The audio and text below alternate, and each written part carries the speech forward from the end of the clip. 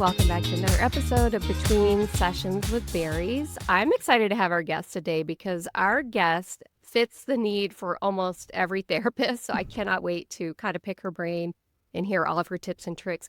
We have Andrea Rotondo here with us today, and Andrea founded Liquid Cents Bookkeeping to help therapy practice owners simplify their practice systems and rebuild QuickBooks, so cash flow finally makes sense. Andrea, so glad to have you here. I would love to just hear a little bit about you and how you got into this niche with helping therapists, because I feel like that's probably a pretty tough crowd that you're dealing with, being a therapist. I actually love this, but thank you so much, Kim. I'm so excited to be here.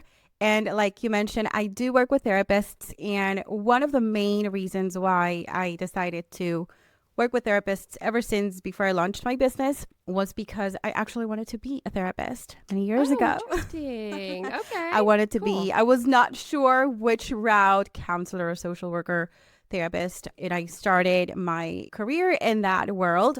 And then things changed. I took a turn, but I knew that I had not only a connection to that field, I knew that I was good with, like not just left brain, but right brain, and just mixing both of those things, and my skills with finances and bookkeeping and QuickBooks and all sorts of like spreadsheets and making things simple.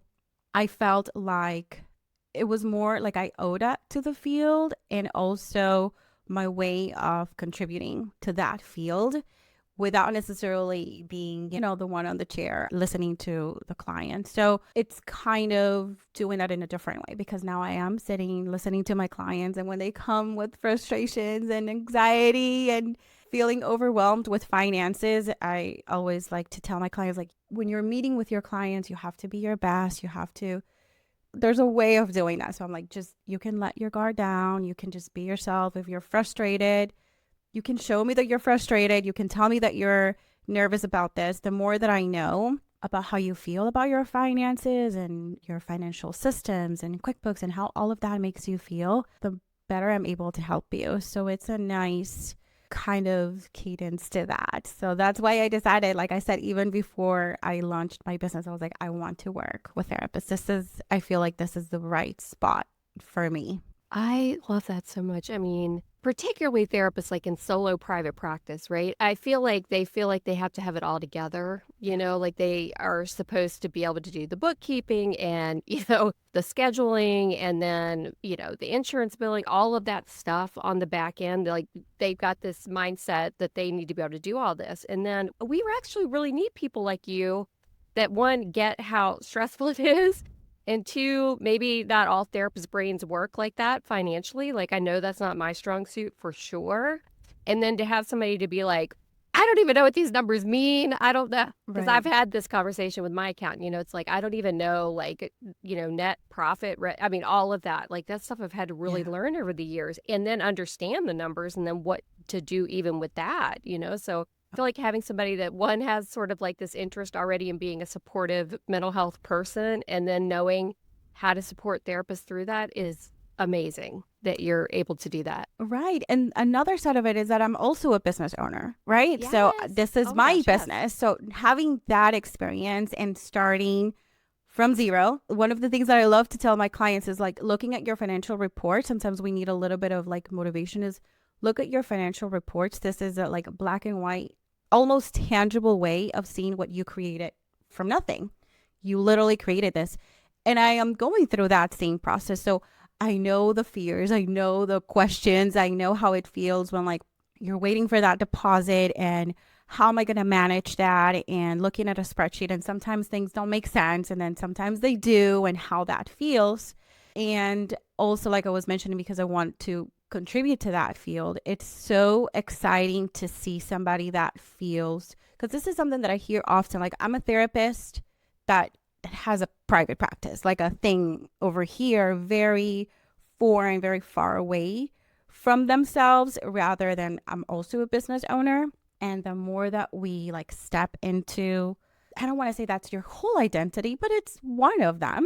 The more that you take ownership of that, it really impacts on the way that you handle things, the way that you look at your bank account, the way how often you do your financial reports, or talk to your accountant and ask questions. So it's really exciting to work with new, like straight out, like I just made a decision yesterday to launch my practice and then work with them throughout the years. And now they have systems and they have profit and they understand it. They know how to go in and pull their financial reports, and it's a process. And it's true what you said, that we want to be experts right off from the beginning. And that really discourages a lot of therapists from diving into their finances because they know that they're not experts at it and they would rather just not even look at it. Like, I know that I'm not the best at this, so I'm just going to keep doing the things that I know and Yeah. that make me feel good. Hmm. And there's a point where you're forced to. And that's Yeah. usually tax season. Yeah, exactly. It's like, uh-oh. You have I to haven't do looked at this it. for a year or quarterly or whatever it is, for Right. different situations. Yeah. And Yeah. then you're Oh my stuck in gosh. that cycle of like, I'm not Hmm. looking at it because it makes me feel uncomfortable. And then I'm Yep. forced to because I have to because of taxes. And then it makes me feel even worse because now it's like, oh my gosh, I'm such a terrible business owner that I haven't been doing this. And then it feels Yes. bad. And you have to get a million statements and highlighters and all of this and spreadsheets. And then you just go back into the same cycle again for the next Exactly. year. So, Exactly. And before we hit record, we were just talking about, like, I see this all the time, like in therapist Facebook groups, Reddit threads, whatever, where therapists are chatting with each other about like business ownership and all that stuff. Anytime the topic of money comes up, it's so, I guess, polarizing. Everybody has opinions about how much you should make, how much you shouldn't make, how you should be spending your money, how you should be managing it, all of that stuff. So I just wonder, like, I don't want to generalize, but it seems like a lot of therapists have this struggle with money, their relationship with money. And I just wonder, like, why do you think that is? Where do you think that comes from? yeah, and I would love your feedback on that too, because Okay, obviously sure. you went through that process too. But what I hear from a lot of therapists, whether it's on Facebook groups, if I'm having conversations there, or with my own clients, is that ever since the beginning of them choosing that field, it was like the voices that they heard was like, you're coming here for the people, like not to make money. Like, if you're gonna make money, this is not the right field. So go do something else. So that narrative and that conversation, it's kind of dictated. If you're thinking about money, you don't belong here. So the conclusion is you cannot be thinking about money and profit if you're here. Otherwise, you don't belong. And that's it could be very direct or it could be very kind of subliminal, you know? And even then, the courses, like as you go through grad school and all of that, there's no real education centered on business ownership and what it looks like to have a business. So not only you're kind of directed to not think about money, but then you also don't have really a lot of tools and resources and conversations even to talk about it. Because I think with money, a lot of, I don't want to say solution, but I think a big open door to maybe thinking about it less like evilish is to just have conversations and giving yourself the opportunity to even think about it and understand what your thoughts and your own opinions are about it, rather than just repeating what you have been listening to. And you might discover that maybe you might not even feel the same way. And maybe that was a discomfort or like disconnect that you had with that conversation. And maybe that's why it felt like you were going against the current. And I'm not necessarily saying like you're right or wrong either way. I think having the time to discover what your own opinion is the first step. And then just take it from there. If you're on this side, then go with it as long as it works for you and you're not hurting anybody. That's your truth. You're still going to need connection with your finances, understand where your money is coming from, understand how much money you're spending on whether you want to be on this side or this side. The need to connect and understand how you manage your finances is going to be the same. And also thinking about the word profit and increasing fees and all of that. I like to say that your finances and your money, even more in detail, it's a resource. It's a resource, and your financial reports and your profit, they're just telling you what already happened. They're just telling you how you manage your own finances. They're telling you the story of what already happened, of what you already did in your business. So it's not necessarily this negative, evil I want to be selfish. I want to be hurt people or do something against them so that I can just think about myself. It's more of, number one, a reflection of how you're already managing your finances. And number two, now that you have that, like that view of that number, that you already know how much you have available, now it's up to you how you're going to manage those resources. Having that amount and that dollar amount per se, it's not what is negative, is what you do with it. So if you feel like that is the gray area, I think that is where we can make that differentiation of, is this evil or not? Well, it depends on how you put it to use. I remember hearing somebody like, I want to make more money so that I can share even more. Great. If Yeah, you want to make let's shift more. the mindset that way. If that's going to help Exactly. you be more profitable for yourself and charge what you're worth and all of that stuff, like that's Right. excellent mindset shift. Yeah. Right. Not only you're able to determine how much to use for yourself, how much to use for your family. Because another part of it is, if you're in business, what keeps your business alive and running is profit. So even thinking about it, not so focused on emotion and opinion of right and wrong, just thinking about it business oriented, what's going to keep your business running and alive and open for the years to come is that profit. So going back to how you manage your finances, is that number is a direct reflection of that. And the more that you spend time being a business owner, ideally the hope is that you become better at it. Just like anything else, the more that you do it, you get better at it. So that's a quick metric. There's many more things that you can look at, but that's just a quick metric, a quick number to look at and check like the overall health of your business. Is, am I spending less than am I making? It sounds very basic, but it's the truth, right? It's one of the very first things that you want to pay attention to. You want to be able to make more than what you're spending. And in a basic financial report, the difference of that is called profit. So if you're always on the negative, it means that you're not making enough money to survive, for the business to survive.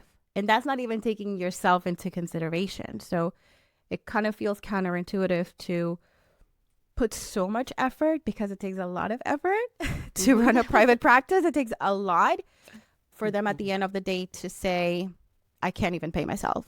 Yeah, I mean, over the years, I've had my head in the sand about that stuff too. And then finally realizing, gosh, if I actually know what the numbers are, I can make informed decisions around what to do next in my business. Like maybe I've got one insurance payer that pays super low, but it's like 85% of my clients. Maybe I need to think about getting off that panel. Just by looking at the numbers and really having it right in front of your face can be super empowering around making decisions on how to proceed and move Right. forward. Should I hire somebody else? Bring in another clinician? Gosh, I don't even think I have money to pay a clinician. Like that can help you make a lot of good decisions if you can actually like take the time to understand it and look at it and get empowered around the numbers, right? Absolutely. Mm-hmm. And usually people think like, I need to do that once I'm already like big. Like Yeah. I'm making $1 Yes. million at least. That's when Yeah. I should be looking at my numbers. And that is completely false. It doesn't, even if you have one client a week, even if you have only one expense, it's Mm-hmm. really important to know where you stand.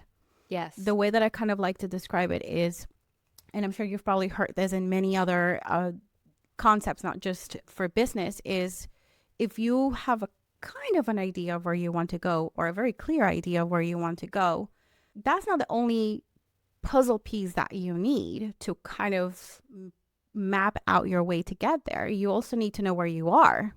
Yeah. So knowing and Yes. having those financial checkpoints and looking at your financial reports and just having even a very basic understanding of how much you're making, how much you're spending, how much is left over, how much you're paying yourself, that'll give you your starting point. And then Mm-hmm. based on that, you're able to make much more detailed steps. Like, okay, this is my next step. Okay, I have to make right. Okay, I have to make a left. But if you Mm-hmm. don't even know where you are and you kind of don't even know where you want to go, you're moving, but you're kind of going aimlessly. So it's not that you're not making progress. You could be Mm-hmm. going in the right direction, but it might take you longer. You're going to get more tired. You're going to use more Yes. resources. So it's just better to know where you are.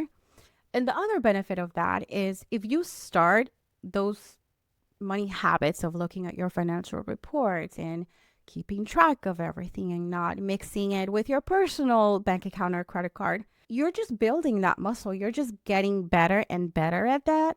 So 5 years from now, when you're all the way over here, it kind of feels like that's just progress rather than having to redo the whole thing later on. Yes. Oh my That's just so gosh, much right. To clean harder. up a big mess. Yeah, it's more expensive. It takes more time. It takes more resources. You have to learn a whole new thing and you're already busy. Maybe you have a group practice by then. So it's just easier to start from where you are and then just it kind of just grows with you rather than having to reimagine the whole thing later on. Yeah. So, where do you start with somebody that's overwhelmed by the numbers? Where does the process begin with you? Somebody reaches out to you for a call or discovery call or something like that and wants to work with you. Where do you just start them? That's a great question. And it depends. Okay. It depends. The first thing that I do is we just have a conversation and I Mhm. kind of assess where they are. So Okay. I want to get a better understanding of why is it that they feel frustrated and what about now? What is it that triggered that moment of I need to call, I need to make an appointment?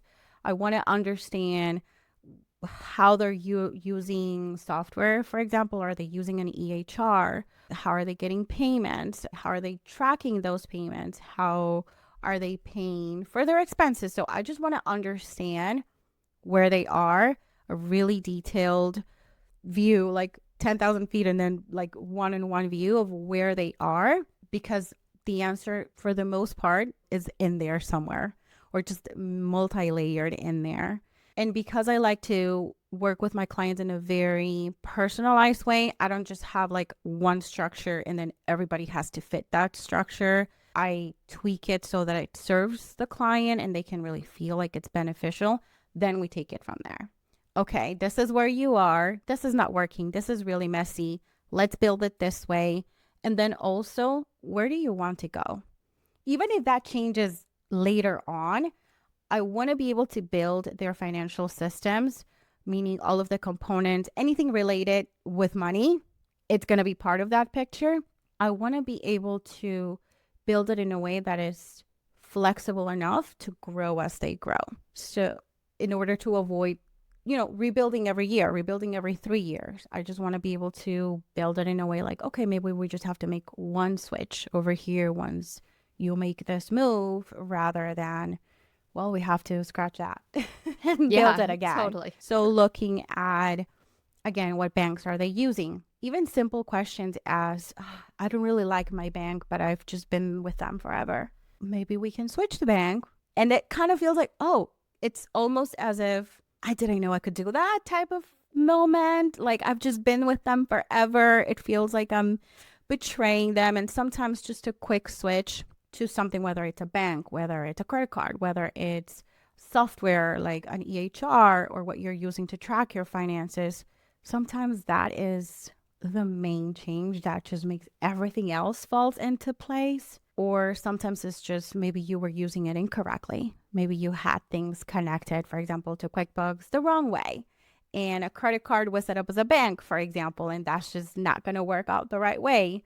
So little things like that in order. My main goal will always be for you to have the information that you need to connect with your finances better. I really want to try to avoid my clients to just connect with our finances for tax season because that's usually what happens. For tax season, I just let my accountant tell me how much money I made or how much money I need to pay for Right. That's what I taxes. do. My goal is I just want you to connect with your finances every month or maybe every quarter, like a really deep moment of you understanding. And it doesn't have to be complicated. It doesn't have to have a million charts and endless pages in a PDF. It's just a 1 hour conversation, usually is what I have with my clients.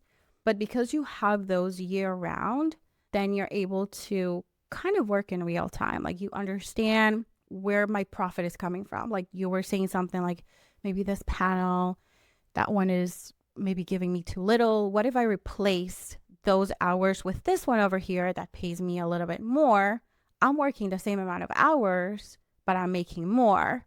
Or what if I do this instead? And then what if this software over here? So we have that opportunity to, again, understand how you're managing your money. And because we're doing it month after month or quarter after quarter, you have time to make changes. If you made a switch or a change with something, you have time to look at it and see if it worked or if it didn't work. And then also, if something is going south, maybe you have time to fix it or prepare for that, rather than by tax time, it's already too late. It kind of feels like, well, now I kind of have to go into my savings to pay for this because I didn't. And same thing goes for taxes. The benefit of doing that month after month or quarter after quarter is that you're saving up for taxes literally every time that you get paid. So you don't really have to worry about a specific dollar amount. It's just like the way that I like to do it is based on percentages. So we don't have to get super detailed into that. But essentially, my goal is I want all of my clients to be ready for taxes, estimated taxes, because that's another big thing. Like, I don't even know what it is. I never pay them. What is this? It's so hard. It's complicated. It really doesn't have to be. And the key word is estimated taxes. So it's just a really good guess. Yeah. It's Nice. a really, really good guess. You make your best. And then when you finally pay your taxes, then you'll know, okay, maybe you overpaid a little bit or maybe you underpaid a little bit. But it's not the full amount that it has to be a surprise. You knew very, very close what number was going to come in that return. And also working with your tax accountant, that's an even better, like even deeper layer to get to. With your numbers, your tax accountant is going to be able to give you almost like a very, very good guess as well. So it all sounds very time consuming and very Overwhelming, maybe. overwhelming. And the truth is, in the beginning, it probably feels the most because you're going from not having the support to now, in my case, working with me, it's like, Andrea is sending you an email today, and then maybe you might get another one tomorrow because you forgot to send me the document. But once we have that set up, again, my goal is for you to kind of start building that routine. So it almost just becomes, it's just a new routine and it doesn't feel overwhelming. I love that. There's a couple things you said. One, meeting your new clients where they are, because that's what we do as therapists, right? Every new client has got a different situation. We know we've got to come to it like really individualized for that person.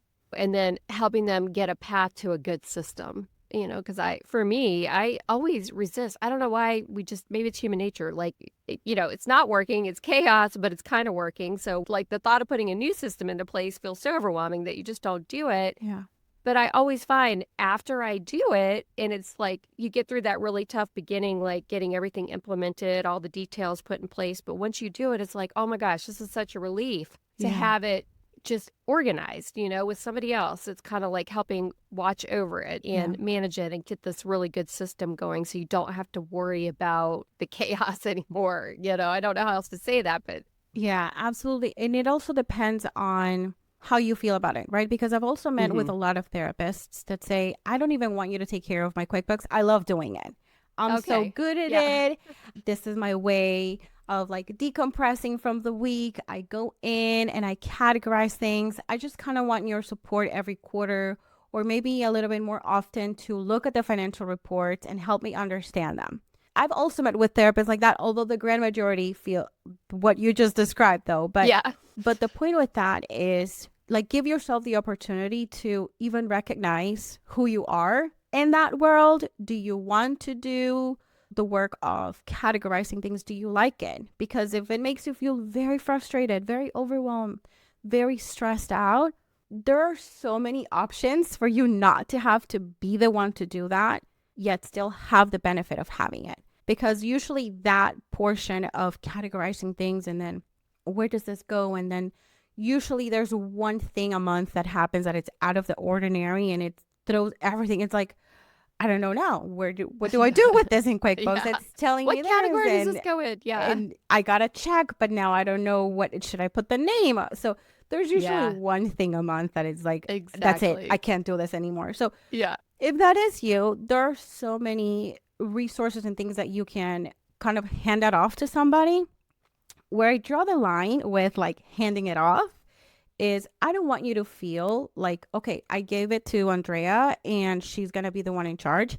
I don't even have to think about it. I'm like, I'm sorry, but if that's Yes. you, we're going to change that.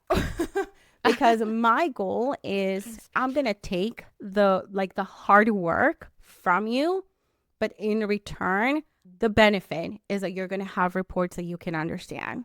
You're going to have somebody that understands it, that can explain them, like interpret those numbers to have a conversation.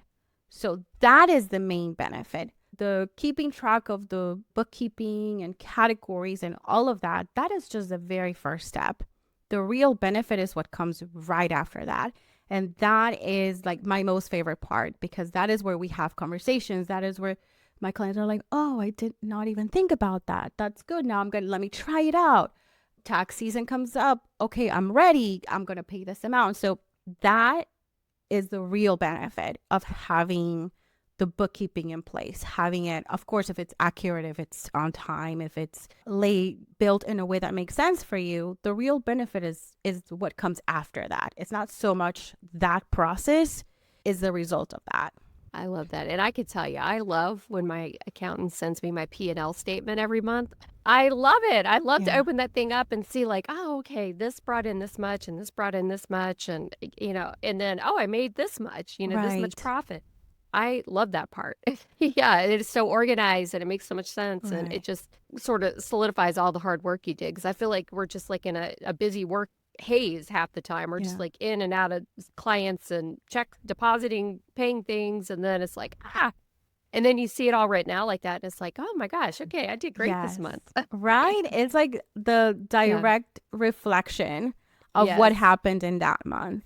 Yes. So I love that. It feels great. That's amazing. Yeah. And I assume QuickBooks is your software that you recommend most therapists go with? Because I know part of what you do is help rebuild out people's QuickBooks or build out their QuickBooks, I guess, in a way that makes sense to help them with these numbers when they see them come in. That is correct. I also work with another software called Xero, Xero. However, QuickBooks is just so much more known here. And every time that I'm talking to a therapist or I'm in a Facebook group or something with therapists, everybody talks about QuickBooks. The grand majority of people have QuickBooks. So I'm mainly focused on that, but I also work with Xero, and it has the same features as QuickBooks. I see. Good to know. So you'll help, I guess, put a system, because my QuickBooks, for example, with my accountant, we went through and categorized everything because I have a lot of income streams and that sort of thing. So we went in and kind of categorized things so I could really see like this effort with this income stream brought in this much money and, really have it worked out, like categorized, I guess. Is that what you mean when you talk about rebuilding people's QuickBooks or helping them with that? Okay. Yeah, that's a good question. So yes, and right? So one of the things that I like to do in QuickBooks, especially in that beginning portion of like during the onboarding phase where like we're getting to know each other, I'm really asking tons of questions. Like I want to get in your brain and understand what makes sense to you. And then my goal with that is to kind of get all of that from your brain and put it into QuickBooks. And what I mean by that is the way that I organize the categories, the way that I label them, because labeling and names and words matter so much, especially when you are trying, like you're putting in the effort of trying to connect and understand your finances. To me, it feels like if I just have the default categories and it's like services, it just feels like kind of like, over there are services. But if I want to connect with it and I want to, first of all, understand where I'm making my money, if I have different income streams, I want to name it something that, number one, I can recognize it. And number two, that it feels like it's mine. So, I love that. Yeah. Even the words that I use, obviously, like it's not going to be like, I don't know, whatever random words. It has to make sense. And your tax accountant obviously has to also understand what it means. And then in the expenses categories, I like to group things differently or break things differently for somebody that has multiple income streams. Maybe they have a podcast or things like that. I would put podcast expenses in a category, like in a group, rather than just office expense. Yes. You'll never see me using office expenses because it's like, what is office expenses? What does that mean? Am It could I be spending so it many on things. folders? Yeah. Am I just spending all my money on office supplies or what? Right. Yeah. It could Yeah. be Yeah. so many things. Exactly. So breaking it down, naming it differently, grouping it differently, and even creating subcategories. Like there's another one of my clients, for example, she's working with a business coach, and marketing is one of the main things that they pay attention to. So if I just have a marketing category, it kind of doesn't give her the detail that she needs. So I break it down with ads. I break it down with subscriptions. I break it down with marketing contractors. I break it down with what's the other there's like a couple of more, and she does live events and things like that. So all of that falls under the big umbrella of marketing, which means in QuickBooks you can just make it so that you just see the total, or you open all of the subcategories and then you see the breakdown. So it just gives you that ability, and that's what I mean by building it in a way that makes sense to you. If you don't really pay attention to marketing, maybe you don't even have a budget for marketing, you're full without spending a dime on marketing, I'm just going to leave it as advertising and marketing. Of course. So, Right. You're not really breaking that down yeah, 'cause it's not as important for that person. Right. exactly. So, what is a simple step a therapist can take to feel more in control of their cash flow? If we could just tell them like one simple thing to do, what would that be? Yes. I would say the very first step, if you don't already have it, is by having separate bank accounts, especially in the beginning, especially even if you don't have an LLC and you're just operating under your name, have a different bank account. You're going to be able to, even if you just pull your bank account, which ideally I don't want you to just base your cash flow of your bank balance. But even if you look at your balance in your bank account, you're going to see, okay, this is my business. My personal is very, very far away different, because I want to know if what I'm making over here at the end of the month or every 2 weeks, however often you pay yourself, I want to know that this is enough for me to pay myself the dollar amount that I already determined ahead of time that I need to pay myself. If you have it all mixed in the same account, or you use your business account for a lot of your personal expenses or the other way around, you're just going to live in that really good guess land instead of this is very clear, this is the dollar amount, and from there, it's just so much easier to determine. So that'll be the very first thing to do. Have it all separate and try your very best. It's very, very possible, even though for some might feel very, very difficult to do. It's very possible to not mix them. Like, don't use your business account for personal expenses. Don't use your personal account for business expenses. From then on, it's much easier to then get into tracking. For example, even if you use a spreadsheet and you haven't really gotten into QuickBooks or something like that, it's so much easier because then you have naturally, you're going to have way less transactions, especially for a private practice. You don't really have a ton of expenses, and your income, depending on how you have it set up or what your income streams are, not going to be a ton of different transactions unless you have daily payouts, which still, they just all go to the same category anyways. So it's your job of keeping up with your books. It's so much easier that way. So whether it's you're just getting started or you're kind of already a year in, 2 years in, the best way that you can do is just have it different, separate from your personal accounts. And then I would push it a little bit farther and saying, if you haven't already gotten into tracking your finances, start somewhere, whatever feels the best fit for you, start tracking. The good thing of softwares is that you can try a few of them out, and they usually have a 30-day free trial. Connect your accounts, give it a try, see how you feel. And if you like it, great. And if you don't, you don't even have to pay for it. Yeah, I love that. Thank you so much. So how do people find you if they want to work with you? Yeah, the best place to find me is going to be in my website, liquidcentsbookkeeping.com. And you can also find me on LinkedIn. I like to hang out there the most. Nice. We can also chat on Instagram at Andrea.Rotondo. But you can find me in those 3 places. I'll respond right away. Amazing. Thank you so much for being here today. Thank you, Kim. I love talking to you.